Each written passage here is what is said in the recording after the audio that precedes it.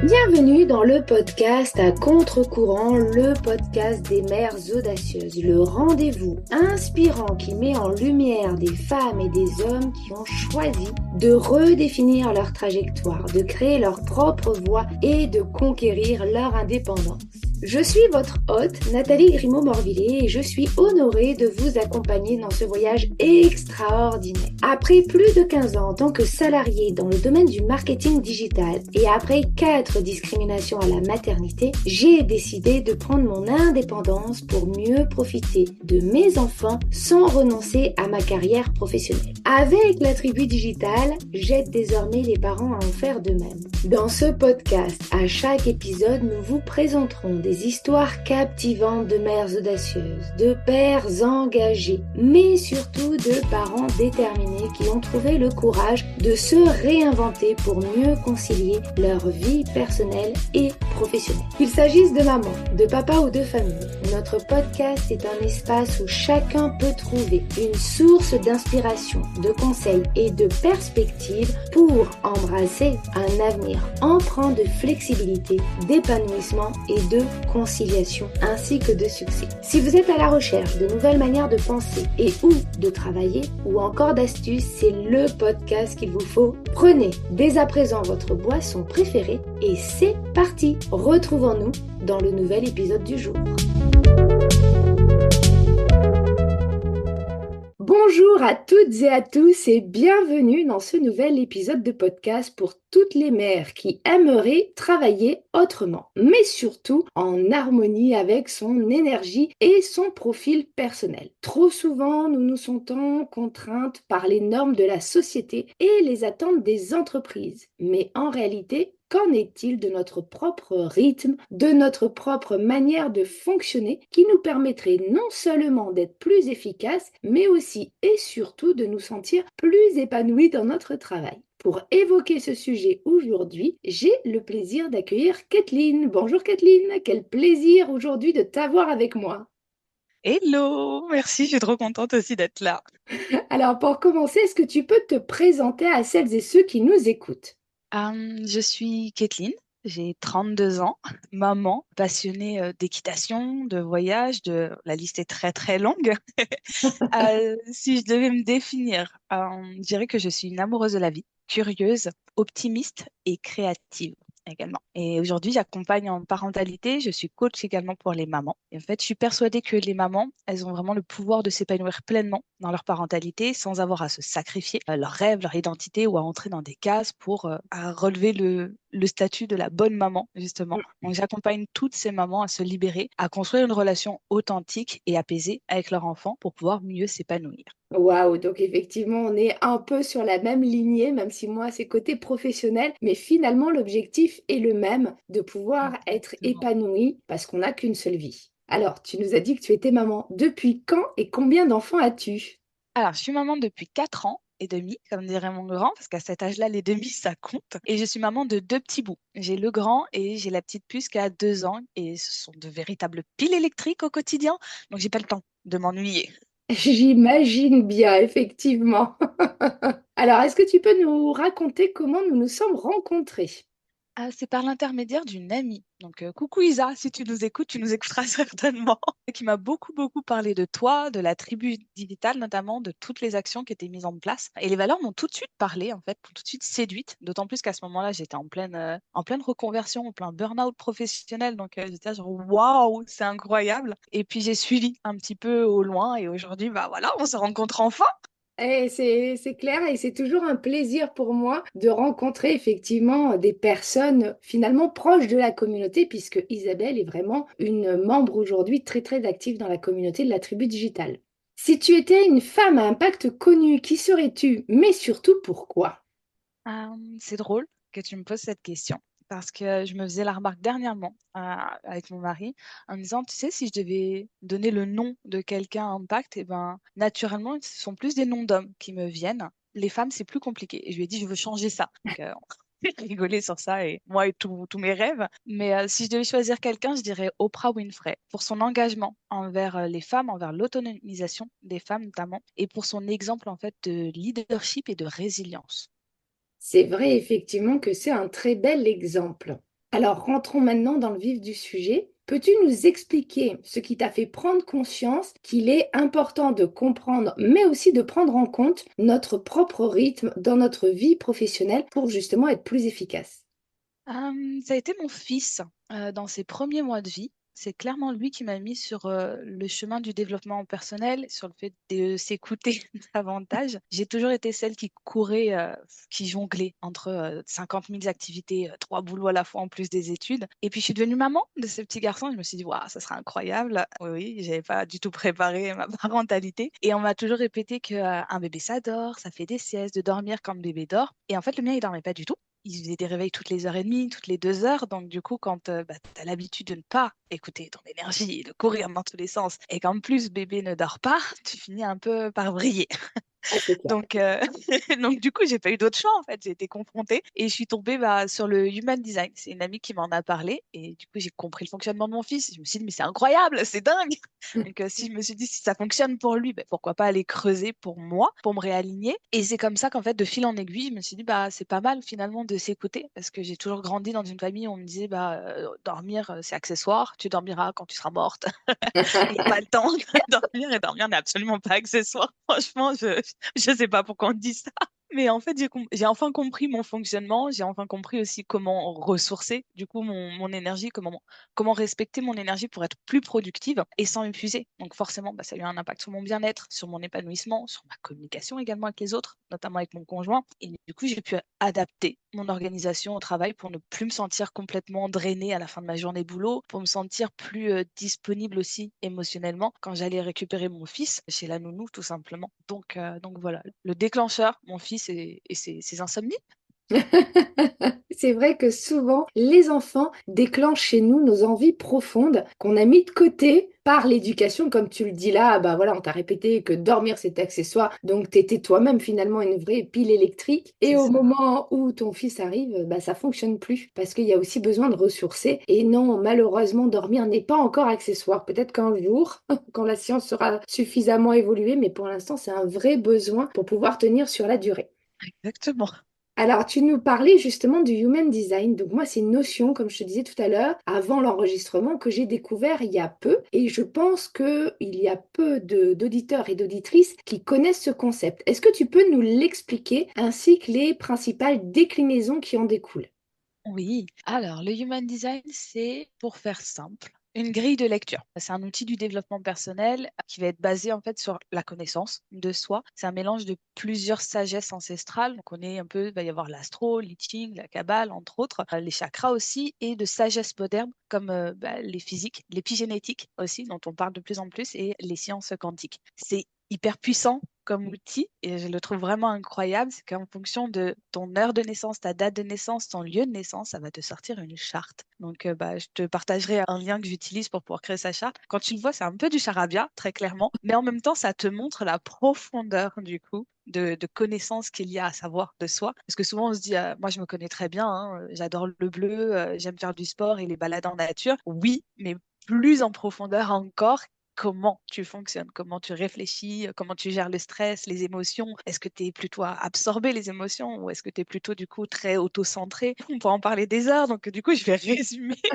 Mais c'est un outil qui vraiment va te permettre de t'aligner à toi, de comprendre qui tu es, de plus facilement, j'ai envie de dire, te déconditionner aussi bah, de tout ce que tu as connu, tout ce que tu as appris, tout ce que tu as toujours entendu, notamment pendant l'enfance. On grandit, on entend énormément de choses, on se crée en fait sur ça. Et du coup, quand on arrive dans la vie, bah, on n'est plus vraiment soi. Bah, le Human Design, ça te permet de comprendre qui tu es en profondeur dans ta nature et de pouvoir te réaligner à ça. C'est un peu une boussole, du coup. Bon, super. Et je crois que du coup, ça crée aussi, enfin, tu comprends aussi les relations que tu as avec les autres en fonction de leur propre human design. Si par exemple tu es à deux et que ça crée justement une explosion ou au contraire ça calme, je crois que ça te permet aussi de mieux gérer tes relations. Exactement. Moi, ça a transformé ma relation, bah, du coup, aussi avec mon conjoint, hein, parce que bah, tu as du mal à te connaître, tu as du mal à connaître l'autre. Bah, du coup, là, tu comprends mieux le fonctionnement, tu comprends comment tu fonctionnes aussi, parce qu'on a ce qu'on appelle des chartes composites. Allez, si on sort des mots, des mots complexes. Mais du coup, ça va te permettre de voir comment ton fonctionnement va s'adapter, du coup, en présence de d'autres énergies. Donc, c'est incroyable bah, pour la parentalité, hein, avec les enfants. C'est révolutionnaire. Moi, je pense qu'on devrait te mettre ça dans le carnet de santé avant de te dire ah, tout va bien se passer, bébé va pleurer un petit peu. Allez, hop, on balance son fonctionnement. Et pour les partenaires aussi, c'est juste incroyable. C'est vrai qu'effectivement, toutes les personnes, enfin les quelques personnes qui m'en ont parlé, m'ont fait le même topo sur ça a complètement changé ma relation avec les autres, ma relation avec moi-même, etc. Alors, on a aussi beaucoup de personnes qui se sont obligées de se conformer à un modèle de travail standard, le fameux, tu sais, 9h, 18h du lundi au vendredi, qui est imposé par la société finalement même depuis qu'on est tout petit, puisqu'on va à l'école du lundi au vendredi, même si c'est pas de 9h à 18h, c'est quand même calé sur les horaires de travail des parents. Quels seraient, toi, tes conseils pour sortir de ce cadre de travail et pouvoir suivre sa propre voie professionnelle, même si parfois elle paraît un peu atypique? Je dirais l'écoute de soi en premier, connaître son human design, se connaître profondément. Pour moi, c'est un indispensable. Souvent, on met la charrue avant les bœufs, c'est l'expression. Oui. On va commencer à aller regarder sur les sites en disant, bon, alors voyons voir quelles sont les options, qu'est-ce qui m'intéresse, ça me parle, ça me parle pas trop. Et en fait, on oublie de se connaître. Donc, on arrive dans le métier, puis on se dit, ah bah, finalement, ça me plaît pas du tout. Donc, je dirais se connaître vraiment en profondeur, ça permet d'écouter sa propre voix et non pas tout le brouhaha ambiant, toutes celles de l'entourage qui vont te dire je te vois pas du tout là-dedans. Pourtant, ça t'irait tellement bien. T'as pensé à la carrière? Non, mais attends, t'as fait tout ça d'études. Tu vois, tout ça, on le laisse de côté. Deuxième point, j'irais trouver sa zone de génie. T'as l'exercice de l'ikigai, du coup, qui est vraiment pas mal pour pouvoir débuter. Donc, ce que tu aimes faire, ce que tu n'aimes pas faire, là où tu auras des dons, tout ça. Définir tes objectifs également. Qu'est-ce que tu veux transmettre? Qu'est-ce que tu veux accomplir professionnellement? Quelles sont tes valeurs aussi? Quel est ton style de vie idéal? Parce que si tu as envie d'avoir du temps libre et que tu te lances dans des trucs où bah, justement c'est très prenant et tu as des voyages dans tous les sens, bah, ça va pas correspondre. Donc ouais, ça fait beau sur le CV, mais au bout de combien de temps tu vas te sentir complètement enfermé et en burn-out. Après, explorer les opportunités, enfin, que bah, les évolutions professionnelles, les reconversions éventuelles, la création d'entreprise ou la démission, se poser les questions en fait de qu'est-ce qui me correspond et quelles sont les personnes qui peuvent m'accompagner aussi parce que trop souvent on se lance en disant bah je suis solo et tant pis, tout repose sur mes épaules. Absolument pas. Il y a énormément, bah, comme la tribu digitale, d'interlocuteurs, de personnes qui sont là, qui sont présentes pour nous accompagner. C'est sous-coté, sous-estimé vraiment l'importance d'être accompagné dans ces phases-là. Je l'ai vécu, hein, donc enfin, merci du coup d'avoir été accompagné par toutes ces belles personnes, d'avoir été soutenu. Et enfin, une fois qu'on a brainstormé sur tout ça, on a mis un peu de la clarté, et bah, le plan d'action. Qu'est-ce que je mets en place? Vers quoi je veux aller? Quelles sont les ressources sur lesquelles je peux m'appuyer? Qui je dois être également? Parce que, bah, une fois de plus, l'identité, l'écoute de soi, c'est super important. Et surtout, penser par étapes. Parce que on se précipite, on va surestimer en fait tout ce qu'on peut faire en un an et on va sous-estimer à l'inverse tout ce qu'on peut faire en 2 ans, 3 ans, 5 ans ou dans toute une vie. Donc on se laisse déborder et après on finit par se dire c'est trop, bah, je laisse tomber. Non, c'est pas trop, on est capable, on est vraiment capable. Et j'ai envie de dire croire en soi parce que c'est tellement difficile par moment, mais c'est aussi tellement primordial. Et si on ne croit pas en nous, bah, pourquoi les autres devraient le faire en fait? Mm. Et vraiment garder en tête que être nous suffit amplement et on sous-estime véritablement toutes nos ressources, tout ce qu'on est capable d'accomplir. Donc ouais, c'était mon petit moment girl power. Girl power.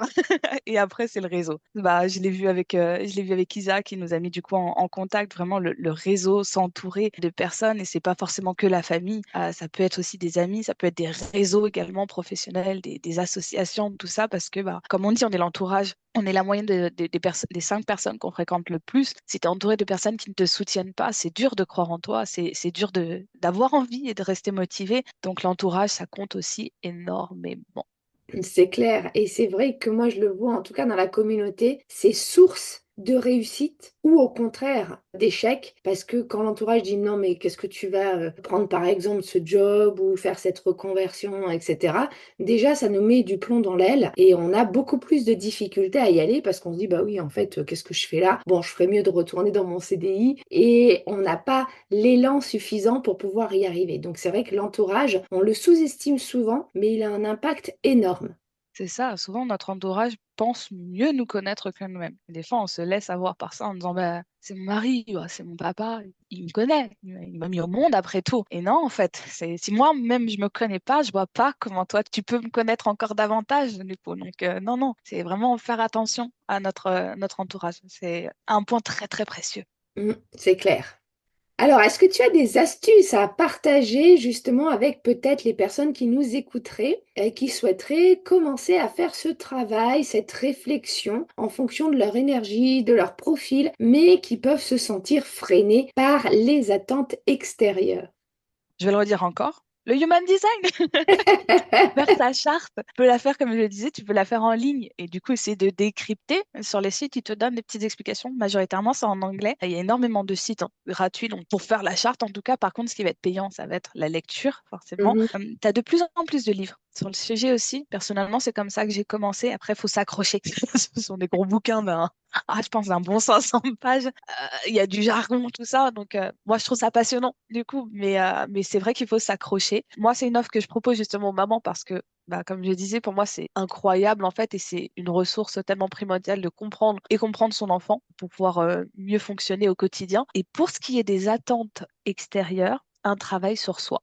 J'aimerais te dire qu'on s'en moque de la vie des gens, te dire que c'est simple et on te dit ah, c'est bon, ça te concerne pas. Que la vie des gens, AVIS, c'est basé sur la vie VIE, du coup, des gens. Donc, c'est propre à chacun, mais on le sait, c'est pas si facile que ça, en fait. Tu vois, je C'est vais te dire, clair. bah, la tour bikini dans la rue en plein Paris, on va te dire, bah non, mais c'est pas adapté. Ouais, mais tu t'en moques déjà. Bah, c'est pas si facile que ça. C'est pour prendre un exemple extrême pour que ça parle. Quand tu sais que tout ton subconscient est créé dans les 10 premières années de ta vie, tout ce qui va être les peurs, les croyances, les automatismes, j'ai envie de dire que c'est super important en fait de le savoir, de le comprendre, de l'accepter, de prendre le temps en fait de revenir sur tout ça, de revenir sur son histoire personnelle, sur son enfant et de comprendre nos réactions pour pouvoir comprendre d'où viennent ces peurs et est-ce que réellement elles sont légitimes. Et Mm. après, je dirais le fonctionnement en termes de neurosciences, mais pareil, c'est parce que je suis passionnée par ça, sur comprendre comment fonctionne le cerveau. Une fois que tu sais comment ça fonctionne, tu sais quoi mettre en place, tu vois, comme quand tu achètes un meuble Ikea, tu as la notice, tu sais à quoi chaque pièce sert, tu sais comment ça s'assemble et ça se monte beaucoup plus rapidement. Mm. Alors, c'est vrai que je mettrai, bah, du coup, je mettrai le lien pour celles et ceux qui veulent en tout cas faire leur charte design. Après, comme tu le disais, la lecture souvent est payante et c'est un accompagnement. Et puis, je mettrai aussi, parce qu'on a fait il y a quelques mois de cela, on a fait donc une émission sur la télé de Lyon qui parlait justement des neurosciences et de comment s'adapter lorsqu'on est entrepreneur grâce aux neurosciences. Donc, c'est vrai que c'est aussi, plus on va connaître son cerveau, plus on va connaître le fonctionnement, plus on va pouvoir aussi adapter et finalement modifier son mode de fonctionnement pour pouvoir atteindre ses objectifs. Donc je pense que ces deux liens seront très utiles pour nos auditrices et nos auditeurs. Oh que oui. Alors, au quotidien, comment est-ce que tu gères ton propre équilibre entre vie personnelle et vie professionnelle? Je préfère parler d'harmonie que d'équilibre parce que pour moi, l'équilibre, ça sous-entend, c'est un peu cette balance. On est à l'équilibre des deux côtés et je l'ai souvent cherché. Je me suis souvent épuisée à chercher cet équilibre, tu vois. J'ai fait 4 heures de travail, donc il faut que j'ai 4 heures de vie personnelle et en fait, ça fonctionne pas. Donc, je préfère vraiment le mot harmonie. Il y a des moments où je vais être plus focus sur mon projet professionnel, sur ma vie professionnelle. Des fois, ça sera plus sur ma vie personnelle. Et en fait, j'ai appris à accepter que c'est complètement OK. Le plus important, bah, c'est que je pars toujours de mes valeurs, qui je suis, de mes objectifs aussi. Qu'est-ce que je veux obtenir? Qu'est-ce que ça me coûte? Qu'est-ce que ça m'apporte, du coup? Et je reste flexible. Parce qu'il y a toujours des imprévus qui s'invitent encore plus quand on est maman. Donc, faut savoir anticiper et quand ça se présente, en fait, faut juste savoir lâcher prise. C'est pas évident, hein. Je dis pas que ça soit évident, mais il faut savoir lâcher prise et se dire, bon, c'est pas grave, ça va passer. Ça, c'est clair. Après, je suis très, très organisée, limite psycho, quand écoute mon mari. Donc, j'aime que tout soit structuré, rangé, ordonné, tout à sa place. Donc, c'est un gain de temps énorme au quotidien. Et j'ai des routines. J'ai des routines pour moi, j'ai des routines aussi pour les enfants. Ils le savent. Donc, du coup, c'est fluide dans le quotidien pour chacun. Donc, bien sûr qu'il y a des petits accros, des fois, les émotions, hein. On n'oublie pas qu'ils sont 2 et 4 ans. Donc, voilà. Quand même, c'est vachement plus fluide dans le quotidien. Donc, ça soulage, ça enlève un poids énorme. Et après, ils sont très autonomes. Un point aussi qui me Mm. tenait énormément à cœur. Donc, j'ai cette chance aussi. Bah, je travaille depuis la maison. Quand ce sont les vacances scolaires, je m'empêche pas de travailler. Ils ont leurs activités et moi, j'ai mon travail. Et on est à côté et ça m'empêche absolument pas de faire ce que j'ai à faire. C'est chacun va qu'à ses occupations et puis on se retrouve ensemble après pour savourer. Et en human design, je suis ce qu'on appelle projecteur, pour celles à qui ça parle. Donc, il va y avoir plusieurs familles, mais le projecteur, sa particularité, c'est que l'énergie, elle est absolument pas continue, contrairement à mes deux mini. Donc, j'ai besoin de pause. Et bah, le savoir, ça me permet d'organiser mes journées. Ça me permet de voir aussi quand je sens que ouf, j'arrive un petit peu trop sur la corde là, que je tire un petit peu trop et de savoir exactement quoi mettre en place. Comme tu le disais avec les neurosciences, bah, la connaissance de soi, les filles, vraiment, c'est une clé. Si je devais te dire par quoi commencer, Mm. apprends à te connaître, après tu sauras, parce que je peux te donner 50 millions d'astuces, mais elles sont pas forcément toutes adaptées à toi en fait. Donc la clé, c'est apprendre à se connaître pour pouvoir personnaliser et pour pouvoir choisir ce qui nous convient. Et de le faire en conscience en plus, ça c'est essentiel. Pas C'est de ça. subir, parce que souvent on subit un peu sa vie en se disant: «Ah j'ai pas le choix, c'est comme ça, de toute façon je peux pas me plaindre» et cetera. Mais lorsqu'on passe en mode: «Je subis pas, mais je prends les décisions en conscience», même si parfois les décisions sont difficiles, on les vit beaucoup mieux en fait. Mais exactement. Puis on a toujours une façon en fait de reprendre son leadership. Donc c'est comprendre pourquoi des fois on se protège en se disant bah c'est comme ça et pas autrement. Souvent c'est parce qu'on a peur, la peur du changement notamment, la peur du regard des autres, tout ça. Enfin voilà. Et une fois qu'on reprend ce truc-là, mais c'est tellement plus sain, on se sent tellement plus puissante aussi de se dire mais en fait j'ai le choix, je peux décider quoi qu'il arrive à n'importe quel moment, je peux décider même pour mon travail. Je fais du Mmh. 9-18 à tout moment, je peux décider que ça s'arrête. Donc oui, il y aura derrière des conséquences, mais quoi qu'il arrive, il y a des solutions aussi. Donc c'est reprendre tout ça, prendre du recul et se dire ok en fait, je suis pas là pour subir ma vie. Enfin la vie est trop courte, on sait pas quand est-ce que ça peut s'arrêter. Donc non, kiffons chaque minute, chaque seconde. Tu vois, comme je le disais au début, hein, je suis une amoureuse de la vie. Donc